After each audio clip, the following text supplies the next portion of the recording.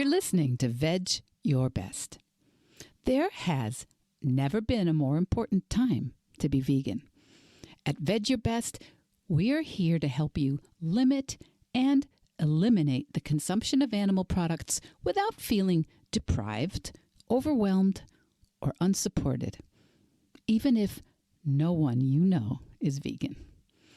My name's Michelle Olander. I'm a life coach, and I want to show you that living vegan is so possible, and it will unlock the possibilities you see and give you the confidence to take on your next goal by doing it your way. If I could go vegan in 2015, back then with all my excuses, I know that you can start moving in a vegan direction too. Veg your best, and there's nothing you can't do. Episode 119, Vegan Adventure Athlete, Bicycle Brendan Walsh.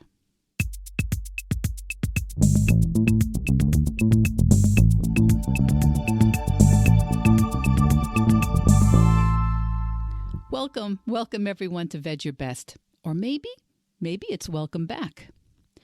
You know, the theme of adventure has been coming up for me and around my clients really a lot lately, quite a bit. Adventure. And Geek Alert, this will only take a couple seconds, but Geek Alert, adventure comes from the Latin root advenire, the verb to arrive. Adventure implies that there will be some sort of arrival. If you've ever heard of the concept of the hero's journey in literature and in myths, one of the first stages of the hero's journey is that call to adventure. Some inciting incident, maybe a tragedy or an event outside of their control, pushes the hero out of their ordinary world, out of their comfort zone. And now they've got a mission, and that involves arrival in a different place. And the Christmas season is often referred to as Advent. Maybe some of you have had an Advent calendar growing up. Advent, it's from the same root, arrival. And in the Christian tradition, the arrival is of what Christians believe is the Messiah. But arrival and adventure, they are part of our human mythos. It is part of our human and cultural narrative, certainly not limited to any religious tradition.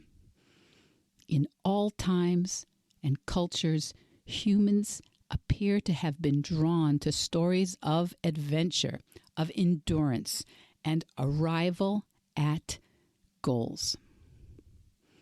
Today's guest is adventure athlete Brendan Walsh. Bicycle Brendan to his many followers, and you're going to hear today how Brendan's own call to adventure came after a car accident and how it gradually changed him and his ideas about what was possible for him in this life and informed his book titled For Those Who Can't. Now, I don't want to spoil any of it, but I hope that you'll keep a tiny part of your brain and soul open as you're listening to Brendan for what adventure is next for you. As always, Bicycle Brendan Walsh's contact links will be in the show notes, so you can just listen, and I will catch you on the other side of the interview. Bicycle Brendan Walsh, welcome to Veg Your Best. Awesome. Hey, Michelle, thank you so much for having me on today. It's a pleasure. It's a pleasure. Ever since I started to learn about you, I was like, oh, I hope he'd come on the pod. I mean, I know most of my listeners tend to be women more like my age and in a different part of life. But I think you are a phenomenon, and I just thought everybody should know about you if they don't. Oh, well, thank you so much for your kind words. I super appreciate that. Oh, it's great. It's great to have you. So I hear you called Bicycle Brendan all the time. So where did that come from, Brendan? That moniker kind of came around when I rode my bike across the country for the very first time. It was 2017. I was riding from Boston to St. Jude's, Boston to Seattle for St. Jude's Children's Hospital, and that's kind of when the name came to be. And was that your first time riding as a fundraiser or doing something kind of one of your adventure athletic events as a fundraiser? Yeah, definitely. That was kind of like what started it all was, Mm. and not only was it my first big adventure, first fundraiser, all that, like I had literally never even done an overnight on a bike before. Oh, so how many overnights did that entail then? That was a like 4,000-mile journey that took me about 2 months. Wow. Yeah, just completely on a whim. A whim. Completely, yeah. Just strapped a tent, a guitar to my bike, and headed west with literally no plan at all, except for I'm gonna make it to Seattle. So were other people doing this adventure? It was just you yourself looked for sponsors and people to donate? Yeah, so it was a lot more grassroots. Like, my grandmother passed away from melanoma. I think like a year before, give or take, like a couple months, like, and I really wanted to do something to honor her and bring awareness to it. And, I was thinking about what causes would be a great thing to represent and bring awareness to. And I just thought about, kids with cancer, and like, there's literally not a sadder concept than that. It's like the saddest thing I could possibly ever think of, is like my grandmother, she got to live a long, full life, and these kids are super optimistic and really hopeful, in the face of much, much adversity. So yeah, no, I just set off and kind of put it out there on the internet and did a couple of interviews, like randomly bumped into like a writer in Ohio and kind of just slowly got the word out there more and more and more, and was able to raise a little over $4,000 on that very first adventure. Wow. Yeah. Wow. So, and then you got the bug. Totally. Yeah. I'll never forget. I was working at a school. I was working in AV manager at the school for like years. And, I kind of took like a sabbatical, quote unquote. I was really like gonna quit. And they were like, do you want a job when you come back? And I was like, oh, I need one. And I'll never forget this woman I worked with. I stay in touch with her to this day, but she was like, this is awesome, but like, what's going to happen, when you want to do it again? And I was like, I won't want to do it again. And then, here we are 5 years later of doing bigger and bigger and more, and what's next, and how could I, and just problem solving these big, big wild adventures.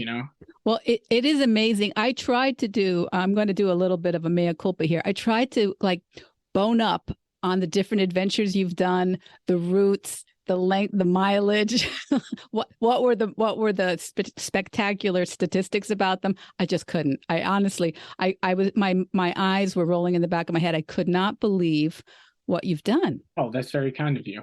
I'm a big believer that like we all could do these things if we just truly put all of ourselves into it. It's really the system that like you're only going to get as far as you believe you can get. And it really, after that cross country ride, really spurred that whole ideology for me because, like I said, I'd never done even a single overnight before. I'd ridden my bike 100 miles one time. That was like my big bike physical accomplishment before this. And then, this was that times like 40, you know what I mean? Plus some more. Like it was a journey. And, I did that.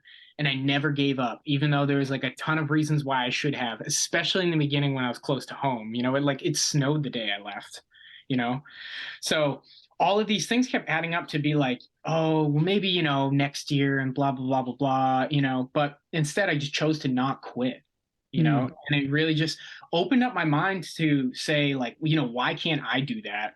You know, other people do all these amazing things. Why couldn't I do that? If I just follow in their footsteps and learn as much as I can and eat a plant-based diet and put in all the work, you know, all of these pieces add up, and it's really just builds and builds and builds on the thought that, you know, you can really do anything you really set your mind to, and you're really going to work like logically towards. So not quitting is kind of the key. Yeah.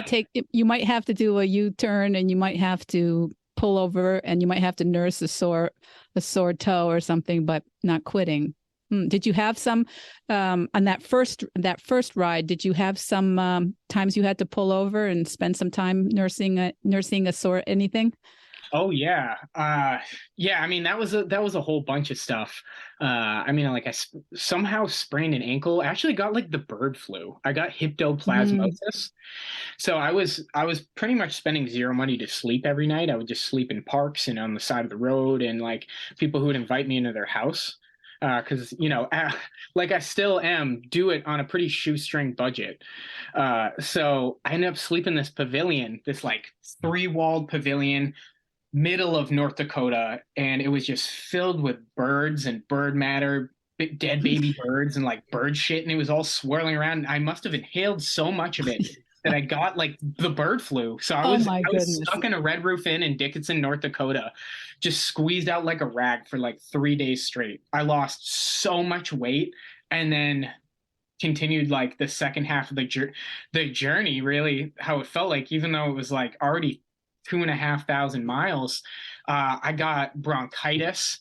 I actually forgot about this until just now. I got bronchitis. So I'm riding my bike 60 plus miles a day, you know, into the wind across North Dakota, Montana, fully loaded. So I'm like riding sails against the wind. And, you know, with bronchitis, and I ended up getting an inhaler, like staying with some random doctor. It was like pretty much the definition of serendipity, but like, and then this then this like steroid inhaler gave me seizures. So I was like, you know, the hits just kept coming, really, and they always do on these big adventures. Other than that, it was fun. Oh yeah, no, I mean like it's the kind of fun too where like, you know, you go out in the cold and you're out there for hours and you're snowshoeing, you're fapping, whatever, whatever, whatever. And it's not really fun then, but then when you get home and you tell the stories later, that's when they're really fun.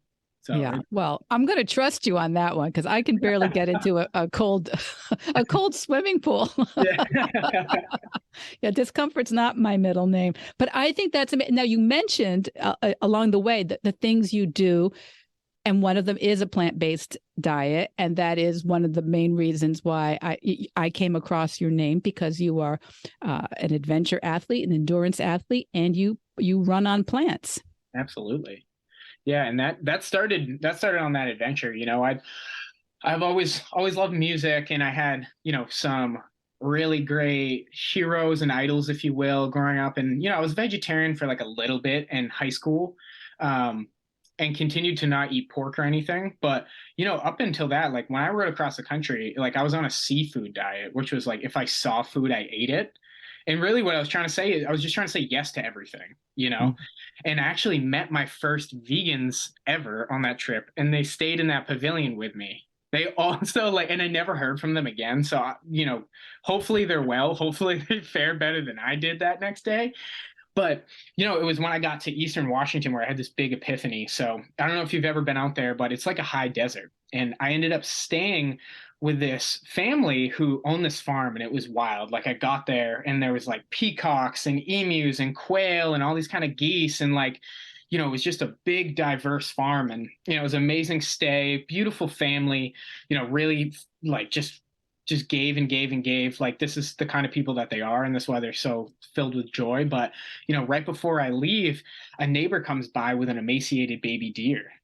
You know, because when a mother leaves her fawn, they just kind of like tuck them under a bush or something and be like, yo, I'm going to come back for you. And, you know, either someone killed the mom, you know, via hunting or with their car on accident, you know, and never came back. So I literally bottle fed a baby deer on my lap to try to nurse it back to health in this moment. And, you know, a deer is something we see in such a fleeting moment. Like typically we see just the back, the little white tuft of their tails, right? Zipping off in the woods. And I had this 6 inch soul to soul gaze between our eyes. And, that really, really stuck with me afterwards. Mm. Unfortunately, like right before I left, it was just like too much. And it passed away and its body shut down. But, that even deeply sowed these seeds into my soul, and right when I came back, I started doing more and more and more and more research on like plant-based diets and recovery and everything, like both in tune with my body and sports and physical progression, but also ethics and morals and spirituality of like, why do we even do these things we don't really need to, and then ended up going vegan at the end of that year. So really all my big adventures, all my big like athletic accomplishments, quote unquote, if you will, have really all been done on a vegan diet since then. That's really remarkable. When I was first, maybe 7, 8 years ago, maybe a little longer, it was before I committed to a vegan practice. I followed a lot of endurance athletes that were vegan, and they were mostly men. They were mostly, probably a little younger than I was, but middle-aged. And I remember thinking, okay, if they can do that, I probably won't die. I probably won't die gardening. Yeah.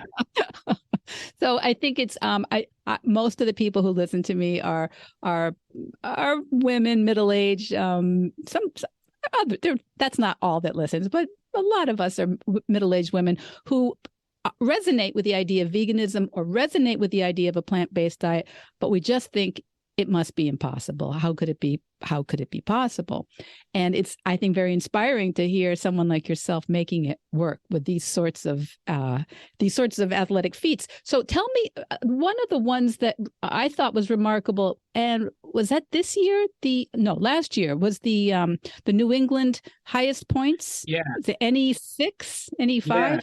Yeah, the NE6. NE6. Yeah. Tell me about that one. Yeah, that was that was a wild adventure where, I came up with the idea where I was like, I want to run the highest point in each state of New England.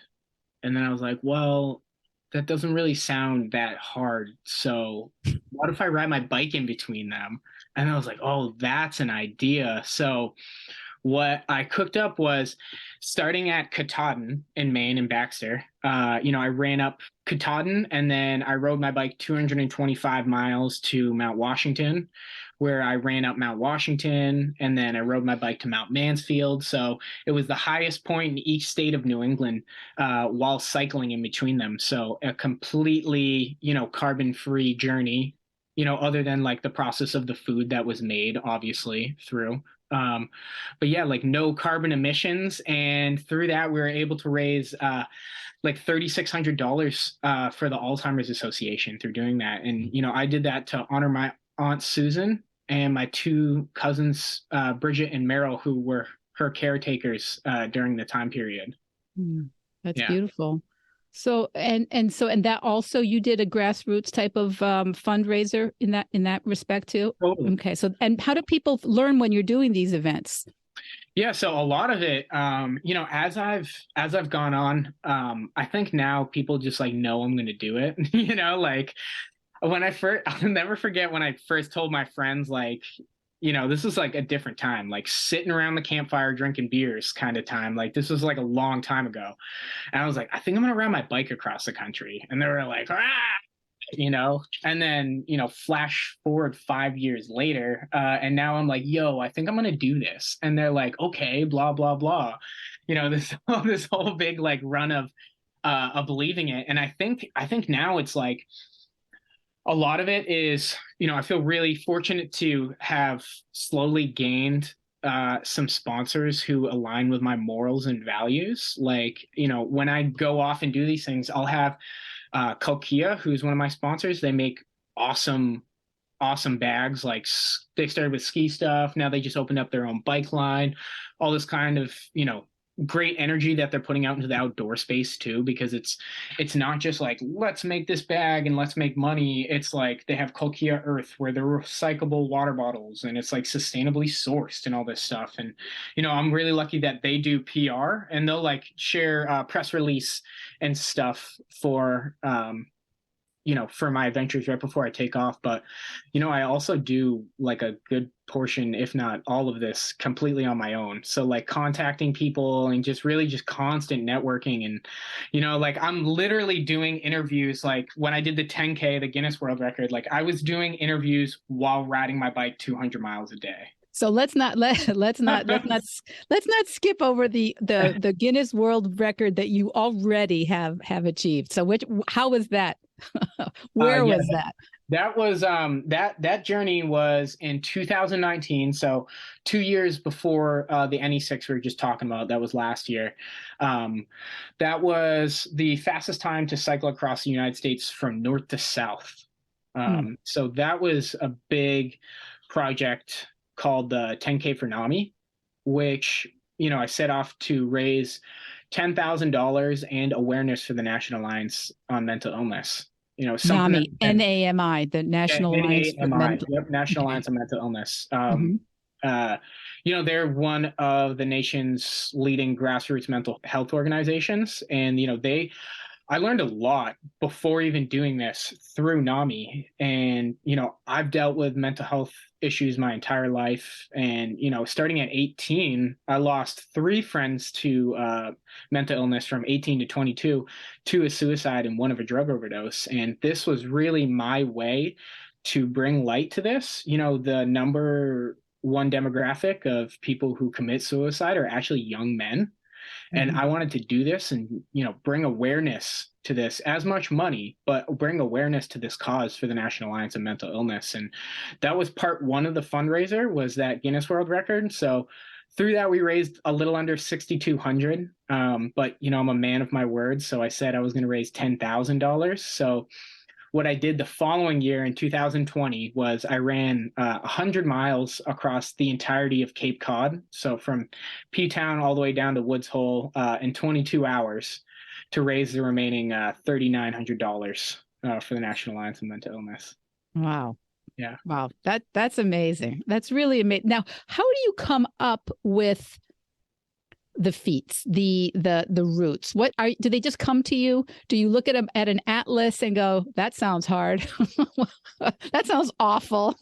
I'm in.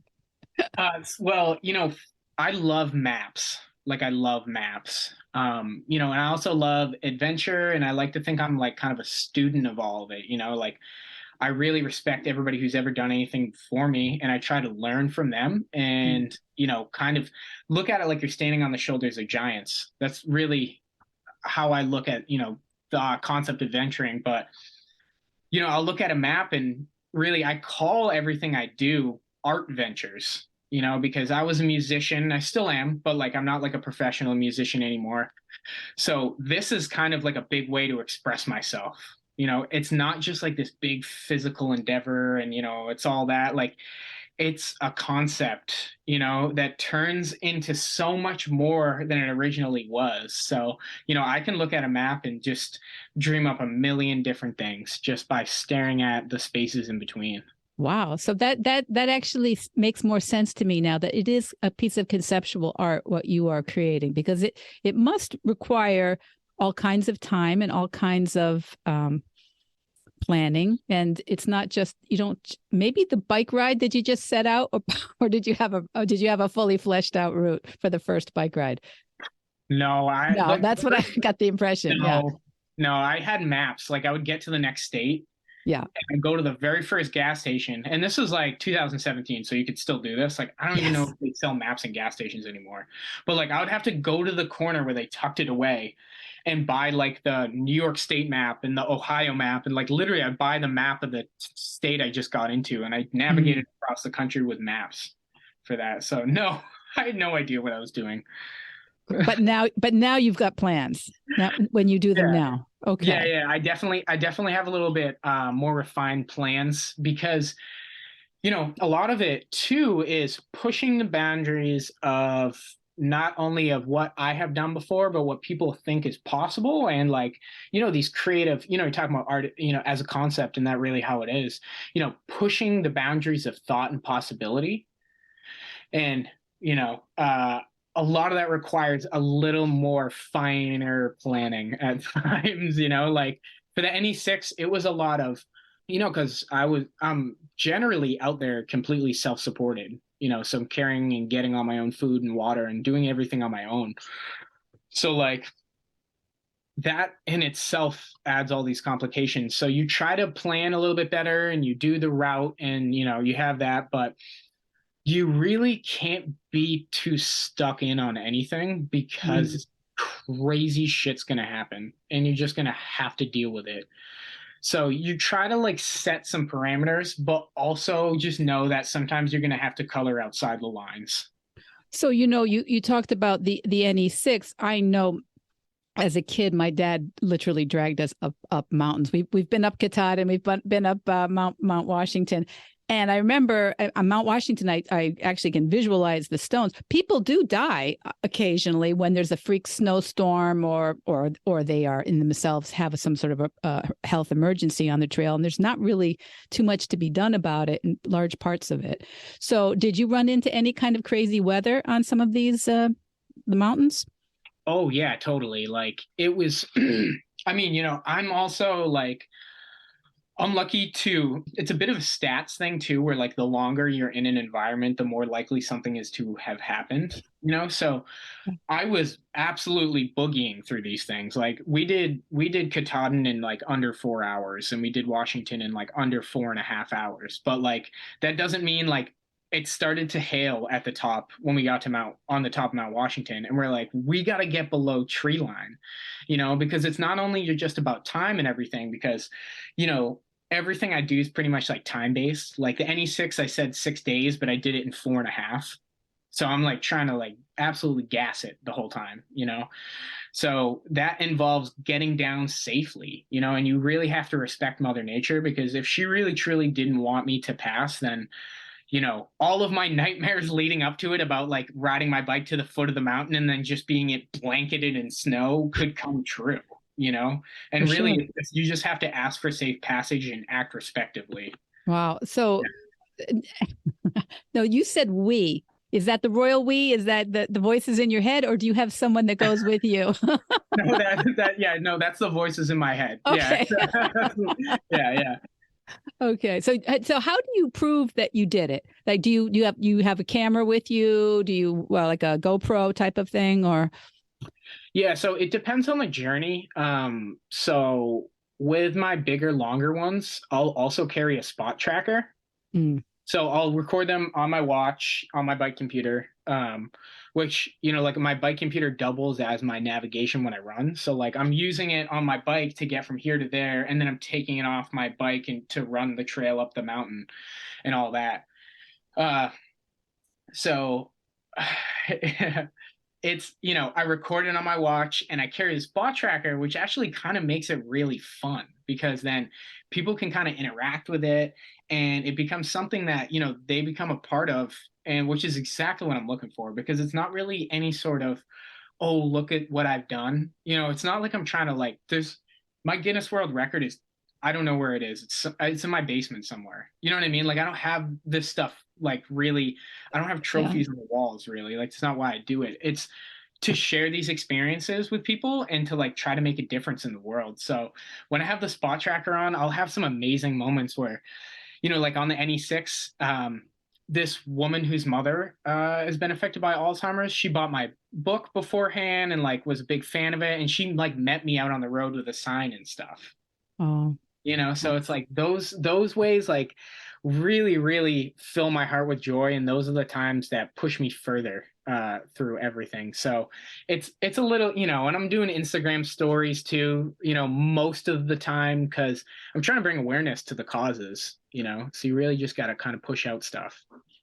And I feel like you're kind of you obviously know, I'm sure you know the story of Roger Bannister, who broke the 4-minute mile. And then which people thought humans couldn't break until he did. And then after he did, people were like, oh, I guess it can be done. And it was broken many, many, many times and continues to be broken. What you're doing is sort of like that. It's kind of just going, oh, someone could really do that. They could go up and down all those mountains, and they could ride their bike in between, and they could do it, plan to do it in 6 days, but actually do it in around 4. Wow. Yeah. Yeah, totally. I think that's one of the greatest human stories of all time. I think that truly describes us as a species, really, is the whole Roger Bannister story right there. And I love it so much, and I use it as I use it as an analogy all the time because of that. It's like everyone's like, oh, you couldn't do that, you can't do this, and like, you can't with that attitude. Yeah, that's right. And you do it on plants, which is one of the themes of my podcast, of the work I do, is people think it can't be done. It can't be done happily. It can't be done healthily. I mean, people have all kinds of ideas why it would just be impossible. And I love that you're just doing real impossible things with it. It's so fun. That's so fun. So you've done the NE6, the mountains in New England. You've done your Guinness World Record was going from the tip top of Maine to Key West. Was that it? And how long did that take? So it was 2,300 miles from the border of Canada in Madawaska, Maine, down to the 90 miles to Cuba buoy in Key West, and I did it in 11 days and 9.5 hours. And what was the previous record for that? They set it as 12 days, so maybe a little more than half a day. Oh, yeah. Oh. Were you ever nervous that you weren't going to make it? I mean, you were going to make it, but that you weren't going to break that record? No, because like I said, yeah, there'll be times where I'm like, even I'm like, how am I going to do this? But it doesn't mean I don't believe I still can. Mm. You know what I mean? You just have to be like, in that moment, it's a smaller piece of a problem that you have to solve. And just like the overall arching system of belief is there. It's just in those moments you're like, oh, well, I didn't get a flat tire until the very last day. Like, I'm not kidding you. Like, is that when it was? The very last day? And at that point, I had extreme cyclist palsy. So basically, I crushed the ulnar nerve in my hand. Oh. So I cut off blood flow to the second part of my hand from riding, 17 to 20 hours a day, for at that point 10 days straight. So I had no use of my silly putty fingers, and I'm like I lost a screw of my wheel doing this. So I'm like physically unable to put it over the tire, and I like lost the screw. And like even in that moment, I was like, this may like mess a lot of stuff up. And I theoretically could have like not made it, you know what I mean?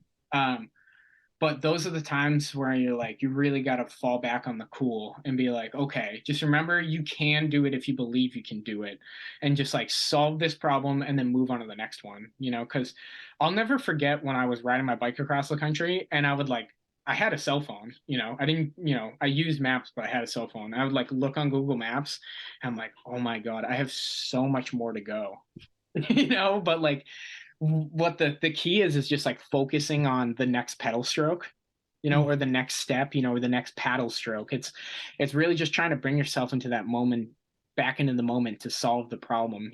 Otherwise it's so easy to get super overwhelmed by the immense, landscape thrown in front of you. And such a metaphor for everything in life, right? Totally. Yeah. The next step, the next choice, with people who are having trouble with trying to commit to plant-based eating, it's always just one choice at a time, and to not beat yourself up when that choice doesn't work out, to learn from it. Well, how did that happen? What can I do next? How can I, because nothing goes according to plan every single time. Totally. And I think that's one thing with being a vegan too, is like, I have friends who get like, I have this one friend in particular who he's like, I'm going to do it, man. And he does it. And then he like messes up. And then like, he's like, oh, I couldn't do it. And I'm like, nah, dude, it's just like knowing that like you're going to mess up, like, especially in the beginning. Like, dude, I didn't know pesto had Parmesan cheese until I was left feeling not the besto afterwards, and like, Yeah. that's how it all is too, is you're like, oh, it's a big learning process. And I think we're way too, and this is an issue I have personally, but like we strive way too hard for perfection when like in reality we should just be doing like our relative best to the scenario, Yeah. and you don't like how you expect to learn everything overnight. You're Yeah. not. You know what I Yeah. mean? And it's like I slowly like even me like yeah, it kind of sounds like boom, I went vegan. I was like, yeah, but it's still over kind of like a couple of months. You know what I mean? Like where I was just like, oh, this, no that. Oh, this, no that, and it was just completely just slowly replacing all these things, and then all of a sudden people, someone says to you, they're like, oh, I've never had vegan food before. And you're like, bro, you've been eating it your whole life. It's called an apple. Like that's the Yeah. thing too, is Yeah. veganism is not perfection. If anything, I say it's the most natural thing. It's the curved lines, it's not the 90-degree angles, it's the rugged roots and the rapid patterns that flow through the forest. Like eventually you'll figure it out, but you just like in the beginning, it's just learning like, oh, instead of this, you do this. And then all of a sudden you're like, oh man, like now I can train so much harder. I think a lot like more clearly, and you also don't carry all this karmic guilt from ingesting suffering of. I mean, most people eat like a bunch of meat every day. Like think about how much suffering and literal death you're consuming. Yeah. Yeah. Mhm. So you've felt that relief karmically, energetically, and you've also felt the relief physically in terms of so many people say inflammation, especially someone who's working out like you are at the extreme level of their endurance. Inflammation is usually something you have to have a strategy for. Oh, totally. And also just like the bioavailability of protein, right? Mm. Like you say you get like some, hunk of flesh has 70 grams of protein, but like you're not going to get 70 grams of protein from that hunk of flesh, Whereas if you eat 40 grams of protein from tofu or 70 grams of protein from tofu or seitan or tempeh or legumes or, et cetera, et cetera, et cetera, because we know plants have protein, you're going to get more of it, and it's less stress on your body too, because everything's all connected, right? So if you don't have to, your body doesn't have to work so hard to process that protein, it has more time to repair and to recover and flush out that inflammation and everything. You're really just like, it's almost like a cheat code. After a while you're like, oh, I have boundless energy now. Well, you seem to. It seems to be true in your case. So, and you were just talking about the idea of you don't figure it all out all at once necessarily, and there's a learning curve. And I always say you couldn't do what you do if you never made a mistake, right? In terms of your work, in terms of your athleticism, in terms of your bicycle, your tools, your planning. But the things, you try not to waste the mistakes, right? You try to like learn from them and make a better plan. And this is what we're trying to do at Vedge Your Best. And so it's so cool to have you doing it in a really kind of a metaphorical way that just kind of blows our minds. And your book is called, it's For Those Who Can't. For those who can't. Yep. Yeah, tell me about that, because that's really, you're kind of showing us, most of us maybe can but are not going to. But for those who can't. Well, that's the thing too. So like, my athletic journey, like, yeah, I played sports in high school, but then I kind of went off on a bad tangent. I moved to Boston and like started hanging out with felons and blah, blah, blah, and then I got in a really bad motorcycle accident. And then I found my high school mountain bike and I rode that around the block. And then I was like, I wonder if I could ride that a bit further. And then all of a sudden I rode my bike across the country. And that's one thing too, is people need to realize like where they're at. It's like nobody expects you to go from couch to marathon. It's called couch to 5K. Like even in this expression within our society, which makes everything be perfect, it's still couch to 5K. So a 5K for someone else may be a marathon for someone else, and kind of like relevance of where you're at in your own journey, right? Because this is your journey. Like you're not just like jumping in the middle of somebody else's. This is like not how it works. This isn't like you're getting cast onto a different ship to go across the Atlantic. Like, no, this is a process of honestly just like fucking shit up and learning from it every single time, over and over. Mm. And not really having the ego with it too, like not being so attached to it, and like knowing that we're imperfect, right? Like we're gonna mess up. Yeah, it is part of it, right? That's part of it. I always say you wouldn't read a book or watch a movie where nothing went wrong. You just be like, no, Yeah. not for Yeah. me. So I think that, and you can choose your own adventure, but you have to choose your own adventure also. We can't choose yours. We can't choose someone else's. We have to choose the thing that works in our wheelhouse, somewhere there. So tell me, and now your book, when did you write that? Yeah, so I wrote that book right after I got back over the course of, I started right when I got back, but it was over the course of about a month and a half, maybe 2 months, because, I had cyclist palsy. So I wrote the entire book with my thumbs on my iPhone. So I wrote this 200-page book by texting it. I texted this whole book to myself. Oh, wow.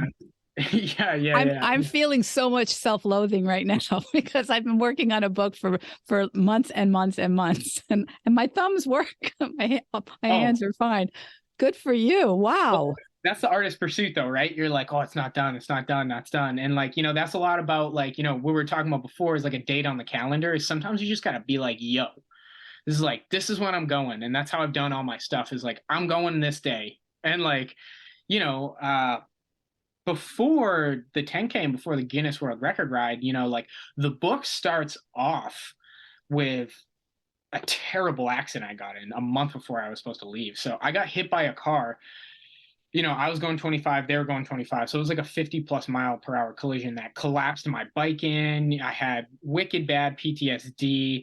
I tore my meniscus. I had a crazy concussion. I had whiplash. I had a hell of a bone bruise. Like I had a laundry list of injuries. And, that made me have to push my ride back into the fall of that year. So it starts off with me getting hit by a car, coming back through the whole process, and then doing, that was just to get to the starting line, and like another big thing too, is people don't realize like it's just getting to the starting line can be the hardest part. It's like at 200 miles a day isn't easy, but like at that point, like riding the bike was the easy part.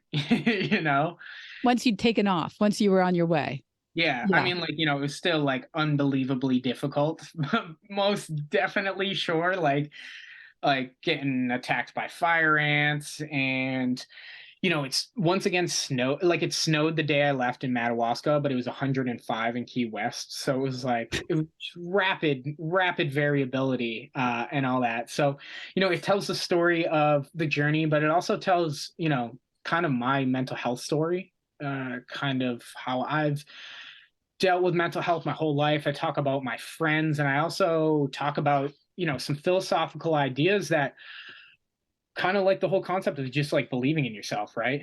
I really try to push that we really tell our own stories, and this is me telling my own story and just a little sliver of my life through it. Well, we are going to put links in the show notes and on Instagram when this airs so people can find your book. But why don't you tell everybody right now where they would look for your book? So it's called For Those Who Can't. Yeah, for those who can't, the story of the first U.S. North to South record, you can find it on my website, bicyclebrendan.com.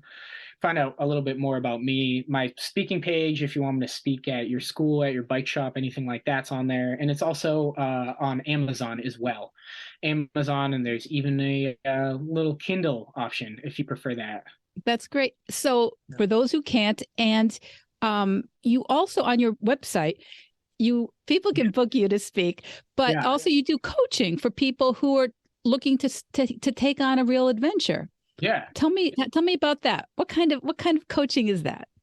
Yeah, so it's pretty much like I call it like adventure consulting, Mm-hmm. because when a few years ago, like, obviously 1976, that was the bicentennial ride. That was the first like big ride across the country that started the whole Adventure Cycling Association and that whole movement about like big touring in America. And my whole thing with, adventure consulting is I love playing outside. Like I love riding my bike, whether it's, a fast road bike or my fat bike. Like I love paddling. I love trail running. I just love to be outside. And like I was saying, I'm a student of adventure. So I'm constantly trying to soak it all up because I just find it fascinating as much as I find it fun. So what I do is I help people put together their own first cross country ride, or their, ride around New England, or, get ready for their first ultra marathon, and, just kind of things like that, to really like help people make their dream into reality. Because that's we're talking about the starting line. Like, that's really what it is helping people navigate those crazy choppy waters before they even get there. Because otherwise it can really seem like unsurmountable when you look at the entirety of it. But when you break it down, like, you're able to solve these things and get there, and have this amazing experience that's going to help you grow as a person. And it's really just going to make you a better brother, sister, mother, father, partner, etc. when you go on these big journeys. I think that's such an exciting, in coaching we call it a niche. That's such an exciting niche to have, adventure, because probably 90% of the people, if not more, talk themselves out of it before the starting line. Oh yeah, big time. And I think, we don't always necessarily have the best circle around us when we start off on these journeys too. Like, I didn't, like, all my friends / colleagues, if you will, like, they were all beer drinking buddies, and like over time, like, I had to like distance myself from a lot of like unnecessary negativity because they weren't really growing in themselves. So, I know I'm not alone in that. And it's the concept of surrounding yourself with good people, and like, I'm like, yeah, dude, that's not like the craziest idea ever. You can totally go hike the Appalachian Trail. Like, why not? That's that. I think that's just so inspiring to think that there's actually someone who could help you if you've got. So if anybody out there has a dream, at least run it by Brendan. At least run it by him. But be careful; he might talk you. He might talk you into doing it a little bit. Yeah. Brendan Walsh, thank you so much for giving us a little glimpse into this kind of adventure lifestyle, and your athleticism and your real devotion to helping the world, people to visualize something a little bit better for themselves. Beautiful. Thank you very much, Brendan. Oh, well, thank you so much for your kind words, and thank you for what you do.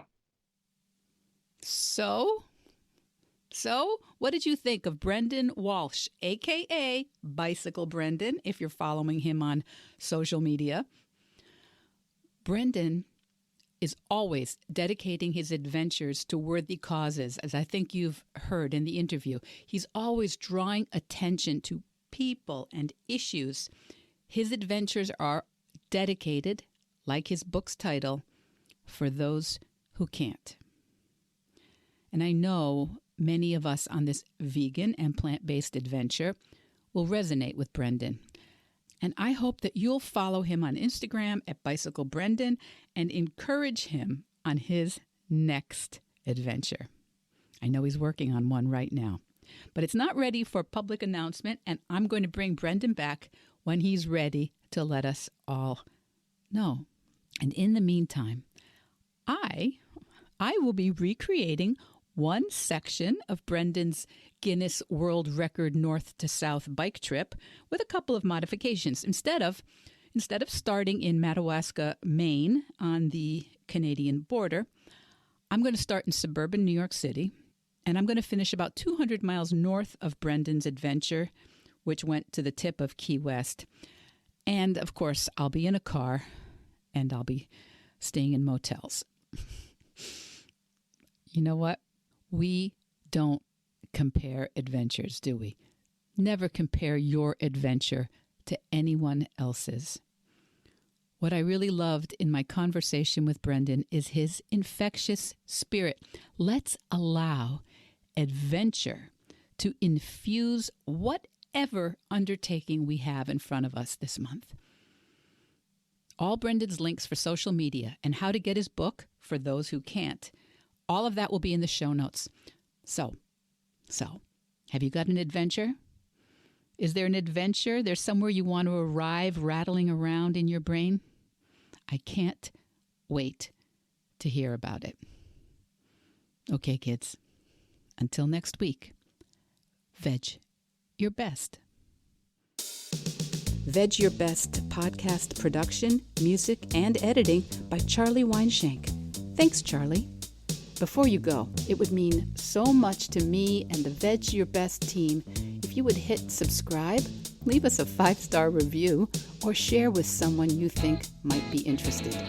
Something about algorithms, it helps bump us up a little in the rankings, and that's the best way to help others find the podcast and for us to find our audience.